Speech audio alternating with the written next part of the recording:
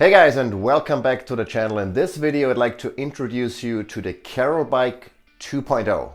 I've been using the Carol platform since 2019, and a couple of months ago I got the new bike, the Carol 2.0, that I'd like to introduce you to in this video. I should also point out that I have a very in-depth review on my blog, so check that out. It has a ton of links to scientific research, all the training protocols, and much more than what I could cover in this video. I also have a couple of YouTube videos about the previous Carol bike, so I want to link those down in the description below as well, because I'm not going to go over everything I have already said about Carol. In this video specifically, I want to tell you what's new with Carol 2.0, and I want to dive into what makes Carol unique, because I feel like one of the most frequently asked questions is, how is Carol different to an assault bike, to a regular spinning bike, or to any other type of high intensity interval training methodology. I also want to mention that this video and the description contain affiliated links and discount codes that if you use them, I get a commission. That doesn't change my editorial integrity,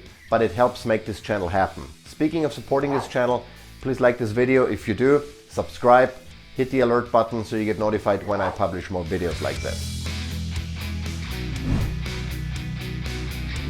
So if you're new to Carol, let me briefly tell you what the bike is all about. If you already know what Carol is and you just want to get into the nitty-gritty, you can skip this section. But basically Carol is a reduced exertion, high intensity interval training bike, or REHIT in short. The purpose of Carol is to give you a great workout in the shortest amount of time. And that's also what makes Carol different to many other exercise methodologies. But you can also use Carol as a regular spinning bike. So you can do Peloton classes, you can do free rides, you can do whatever you want to on Carol.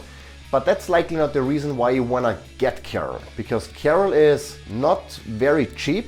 It comes at a price, but for the price you pay, you get a very short workout that's as effective as much longer workout. So you basically pay for spending less time working out. And that's very important for a number of people. I hear a lot of excuses from people saying that, well, I don't have time to spend 30, 45, 60 minutes in a gym or even longer. I have a busy job. I'm a housemaker taking care of the kids in the house, etc. So I don't have the time. Well, Carol mitigates that excuse. There is no time excuse with Carol, because the typical workout takes between 5 and 9 minutes. That's nothing. And if you think now, well, that's crazy, that sounds like a shortcut, that's never going to work to get fitter.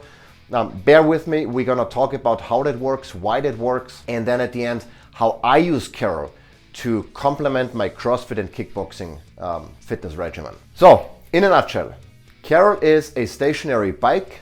It's very similar to a spinning bike, but it has artificial intelligence built into the software that can change the resistance and other factors that influence your ride on the fly and without you having to do anything.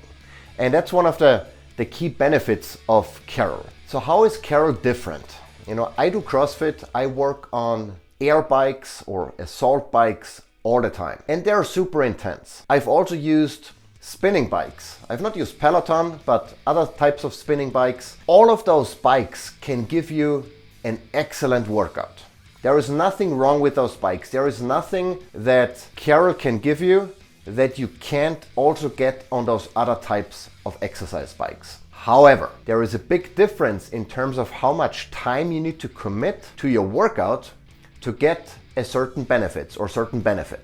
And that's really where Carol comes in. Carol is designed around REHIT protocols that were designed by scientists to give you certain benefits in the shortest amount of time. If you think about it, reduced exertion, high intensity interval training, what that already implies is that there is some sort of high intensity involved, there is interval training involved, but there is the reduced exertion part of it, and that's important. And reduced exertion doesn't necessarily mean that the workout is easy, that you're not gonna have to put in any effort, but it just means that time under tension, so to say, the time that you have to exert yourself is reduced. And that's the key. If we look at one of the key workouts that Carol provides, it's a 2x 20-second sprint with some warm-up, some recovery, and some cool down in between or at the end. Let's walk through that workout and I'll explain you what happens inside of your body as you go through this workout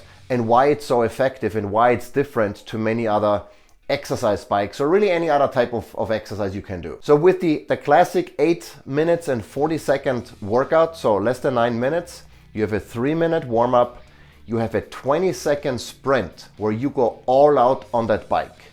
And it's unlike a sprint on a regular bike or an assault bike. If you do a sprint on an assault bike, the resistance basically is determined by your input. So you cannot out-exercise an air bike. The harder you go, the higher the resistance goes, and so it's kind of a linear curve, right? With a regular spinning bike, you have to set the resistance, either using a manual knob or using a computer screen or whatever the case might be, but it's a set resistance. With Carol, you don't do any of that. Carol determines what the right resistance is for the segment of the sprint. So practically speaking, when you do your first 20-second sprint, when you start, you will feel no resistance whatsoever. You just go as fast as your muscles can twitch, literally. And throughout the 20-second sprint, the resistance gets harder, determined by the AI of the bike to make it as hard as possible. And so what happens during those 20 seconds is that your body's energy demands increase dramatically by like 10,000%. And the body responds to that by first of all, going into a fight or flight mode because your body thinks, okay, something is happening.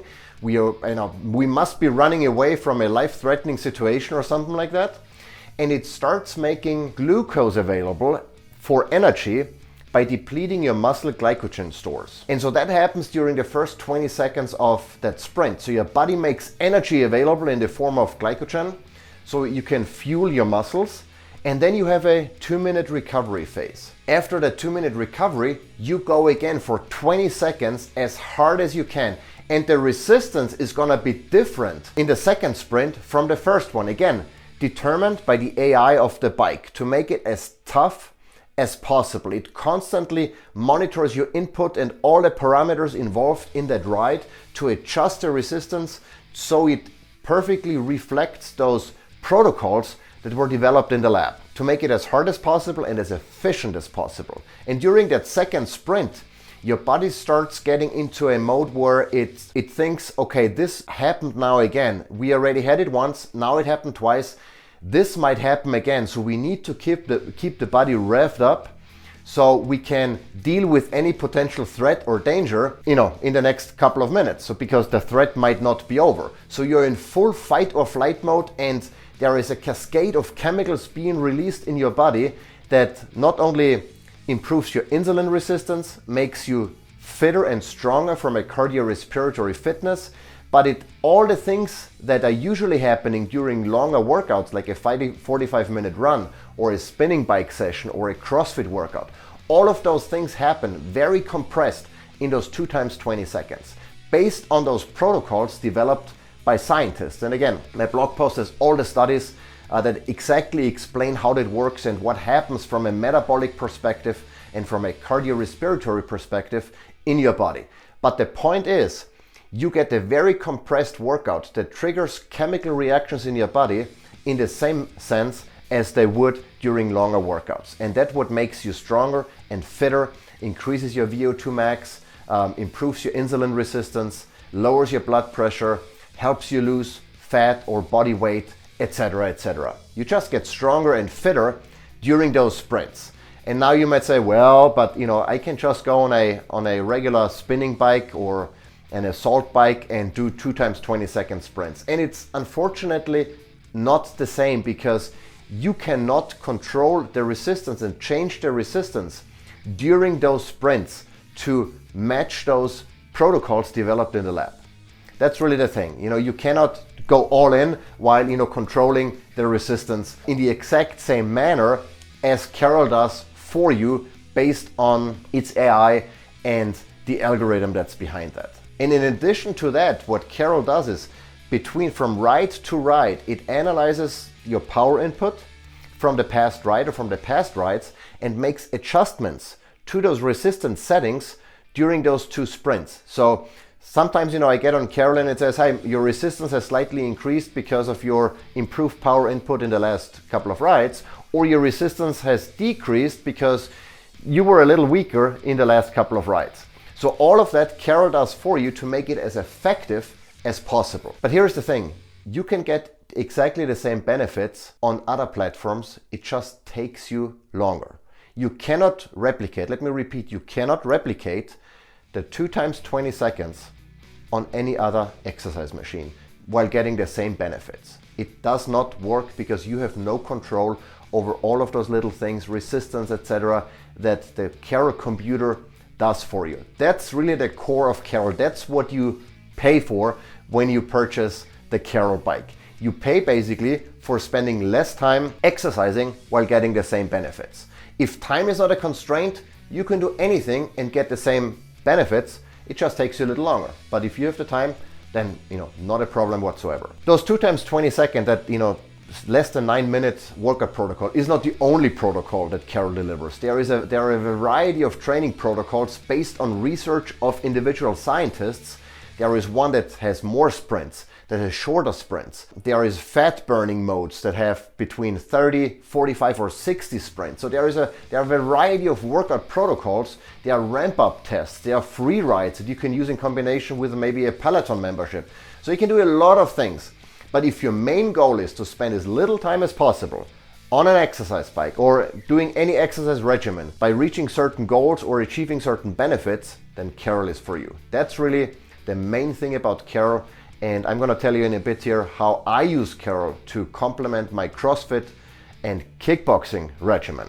But before we get there, let's talk a little bit about what's new with Carol 2.0. Because as I said, I have a review of Carol 1.0. I've used this since 2019. A couple of months ago, I got the new bike and it's different. It looks better. The frame is different. It's, I think, more ergonomic. So it feels better sitting on Carol. You can still replace the saddle and the clips and the pedals and everything like on a professional bike.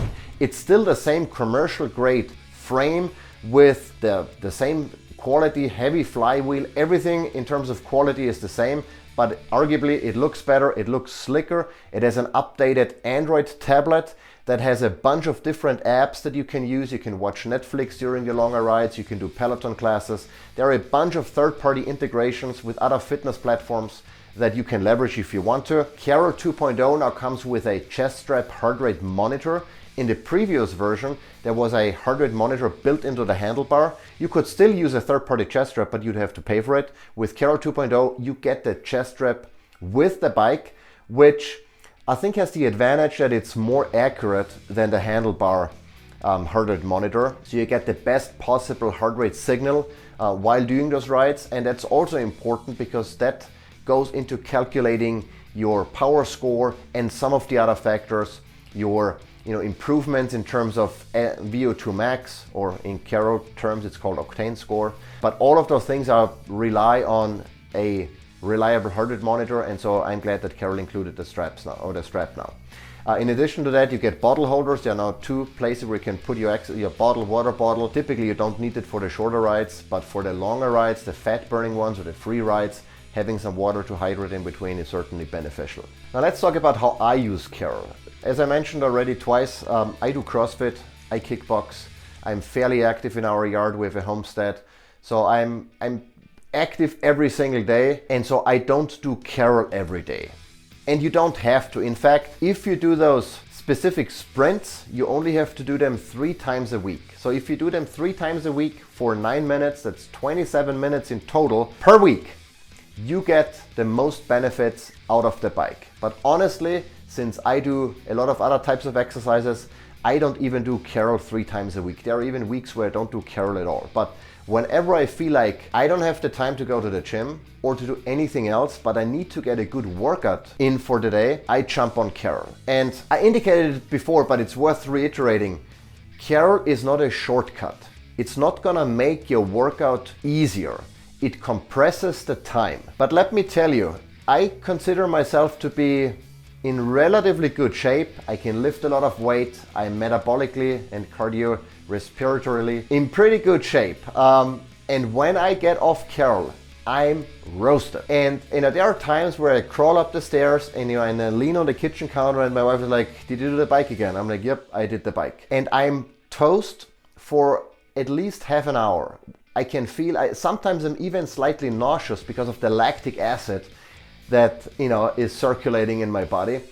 Carol is tough. It's only 2 times 20 seconds if you do the the main workout there. But those 40 seconds of work based on that adaptive resistance are so incredibly taxing on your body that you get off and you're like, holy moly, I'm done. I don't feel like I need to go to the gym anymore or do anything else. I'm done. I'm spent for the day. And I've talked to a lot of people that have told me that, even hours later, they still have elevated heart rate. They still feel like, they're still in fight or flight mode. And that's one of the keys of Carol. That's one of the things where Carol helps you to burn extra calories even after getting off the bike. It's called the afterburn effect, where your body stays activated and in fight or flight mode. And so you keep burning more calories than your basal metabolic rate. And that really helps with fat loss and with getting fitter from a cardiovascular and cardiorespiratory perspective. So I use Carol whenever I have nothing else going on, whenever I don't go to the gym. I don't typically do Carol and CrossFit or kickboxing on the same day. I used to do that, but it's super taxing. And I'm now 40 years, old, so I don't need to work out twice a day anymore. But I do Carol on days where I don't go to the gym, and especially on those days where I don't have time to spend half an hour, 45 minutes or more working out. So I think the prime audience for Carol are those people who don't have a lot of time but have the means to purchase Carol and know that they need to work out to stay healthy and just don't have more than a few minutes per day. I think that's the prime audience for Carol. Busy professionals, homemakers like my wife, she takes care of the house and of the kids during the day when I work. And so for her, hopping on Carol, spending 9 minutes or less on Carol, there are even 5-minute workouts that you can do that are almost as effective as the 9-minute workout. So there is really no excuse that you don't have time. So that's how I use Carol. That's how my wife uses Carol. We just spread it in or, use it strategically when we don't have anything else going on and we don't have the time to do anything else. I've been using Carol 1.0 and now 2.0 since 2019. I love it. It works, it makes you fitter and better. I've tracked my performance, especially my VO2 max over the years.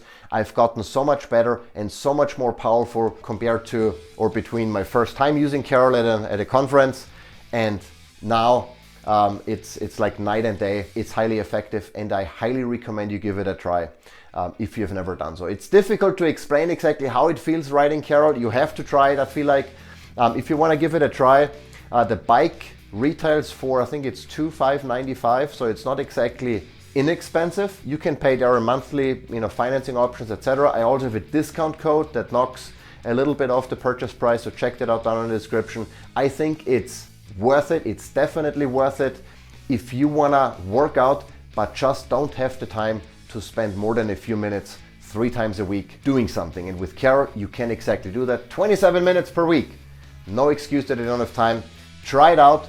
Let me know how you like it. Check out my other resources about Carol that go into much more detail on all the aspects around the bike that I couldn't cover in this video. Until next time.